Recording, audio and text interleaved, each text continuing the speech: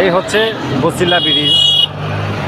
এই ব্রিজটি এদিক দিয়ে কেরানীগঞ্জ চলে গেছে, ঠিক কেরানীগঞ্জ থেকে এদিক দিয়ে মোহাম্মদপুর চলে গেছে, মানে মোহাম্মদপুর থেকে এই যে কেরানীগঞ্জের দিকে চলে গেছে। এবং এই যেই বছিলা ব্রিজের ঠিক উপরে নদীটি দেখা যাচ্ছে, এই দিক দিয়ে গাবতলীর দিকে চলে গেছে। এবং সেই সাথে আমি দেখাচ্ছি, এই যে দেখুন, আর এটা সদরঘাটের দিকে চলে গেছে, এদিক থেকে হাজারীবাগ সদরঘাট। এবং দেখতেছেন এই যে বুড়িগঙ্গা নদীর উপরে অসংখ্য কার্গো চলে যাচ্ছে এবং এখান থেকে একটি কার্গো থেকে বালু আনলোড হচ্ছে। ভিডিওটির মূল উদ্দেশ্য, এই বুড়িগঙ্গা নদীর পানি কিন্তু এখন অনেকটাই পরিষ্কার দেখুন। কারণ এই কারণে পরিষ্কার, এখন বর্ষা সিজন, মোটামুটি এই বর্ষা সিজনে অনেক পরিষ্কার থাকে পানি। এবং আরও কিছুদিন পর দেখা যাবে অনেকেই এখানে মাছ ধরতে আসেন, বিভিন্নভাবে জাল পেতে মাছ ধরে থাকেন। দেখুন এই বুড়িগঙ্গা নদীর পানি তখন অনেক বেশি হয়ে থাকেন।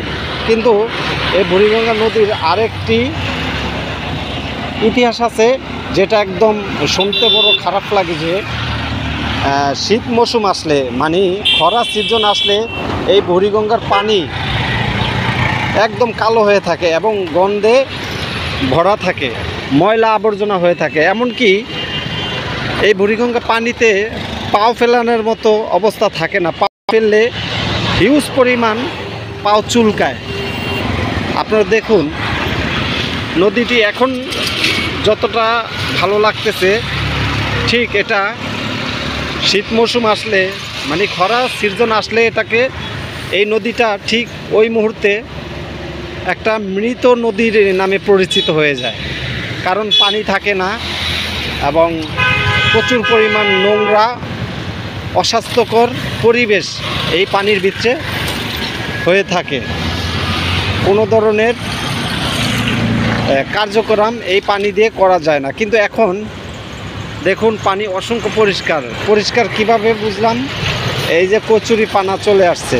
একমাত্র পরিষ্কার পানি আসলে এই পরিষ্কার পানির সাথে কচুরি পানা চলে আসে। এই নদীটি হচ্ছে আমাদের ঢাকার ইতিহাসের সাথে মিশে রয়েছে। ঢাকার চারপাশে কিছু নদী রয়েছে, যেমন এটা হচ্ছে বুড়িগঙ্গা নদী। ঠিক এই বুড়িগঙ্গা নদীটা মিরপুর হয়ে, গাবতলী মিরপুর হয়ে ঠিক আশুলিয়ার বরাবর চলে গিয়ে এই নদীটার নাম হয়ে গেছে তুরাগ নদী। এই নদীটার নামই হয়ে গেছে আবার তুরাগ নদী। আপনাদের মাঝে তুলে ধরলাম, ঢাকার চারপাশে এরকম অসংখ্য নদী রয়েছে। শীত সিজন আসলে এটা মৃত নদী হয়ে থাকে। অবশ্যই আমি ভিডিওতে তুলে ধরলাম, এই লং ভিডিওর মাধ্যমে নদীর কিছু দৃশ্য। আপনাদের কাছে যদি ভালো লেগে থাকে অবশ্যই গঠনমূলক একটি কমেন্টস করবেন। আজ এ পর্যন্তই, আল্লাহ হাফেজ।